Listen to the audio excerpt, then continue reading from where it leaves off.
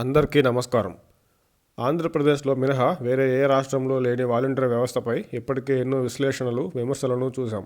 వాలంటీర్లు అందరూ వైసీపీ కార్యకర్తలే అని వ్యవస్థ మొదలైనప్పటి నుంచి నిన్నటి వరకు వైసీపీ ప్రముఖ నేతలే స్పష్టంగా చెప్పారు. మొన్నటి వరకు వైసీపీ ఎన్నికల ప్రచారంలో వాలంటీర్లు పాల్గొనడం, అక్కడక్కడ సస్పెన్షన్లు జరిగినా వాలంటీర్లు పింఛన్ల పంపిణీకి దూరంగా ఉండాలని ఎలక్షన్ కమిషన్ ఆదేశాలు ఇవ్వడంతో వాలంటీర్ల చుట్టూ అసలైన రాజకీయం మొదలైంది. ఈ పరిణామాన్ని రాజకీయంగా వాడుకున్న వైసీపీ పింఛన్ల పంపిణీ విషయంలో టీడీపీపై రాజకీయంగా పైచేయి సాధించింది. ఇక్కడి వరకు వాలంటీర్ల విషయంలో వైసీపీ ఎత్తుగడలు ఫలించిన వాలంటీర్లను రాజీనామా చేయాలని, ఎన్నికల ప్రచారంలో పాల్గొనాలని వైసీపీ నేతలు ఒత్తిడి తేవడంతో వైసీపీకి నష్టం జరుగుతున్నా ఇంకా వైసీపీ గ్రహించినట్టు లేదు. ఎన్నికల ప్రచారంలో వాలంటీర్లపై అధిక ఆధారపడ్డ వైసీపీ ఏది ఏమైనా వాలంటీర్లు అందరూ వైసీపీ కోసమే ఎన్నికల్లో పనిచేస్తారని భావించింది.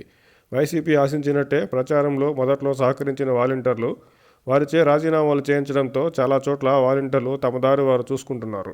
వైసీపీ ప్రముఖ నేతలే చెప్పినట్టు వాలంటీర్లు అంతా వైసీపీ కార్యకర్తలే అయిండొచ్చు.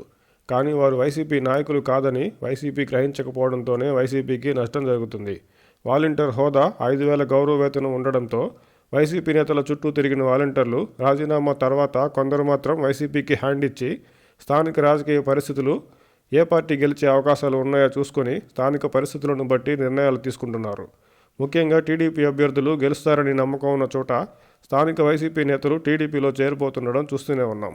వారి వెంటే అప్పటి వరకు వాలంటీర్లుగా పనిచేసిన వారు రాజీనామా చేయడంతో టీడీపీ కండువా కప్పేసుకుంటున్నారు. ఏ పార్టీ కార్యకర్తలు అయినా వారి స్థానిక నాయకుల వెంటే నడుస్తారు తప్ప పార్టీని అంటిపెట్టుకుని దాదాపుగా ఉండరు.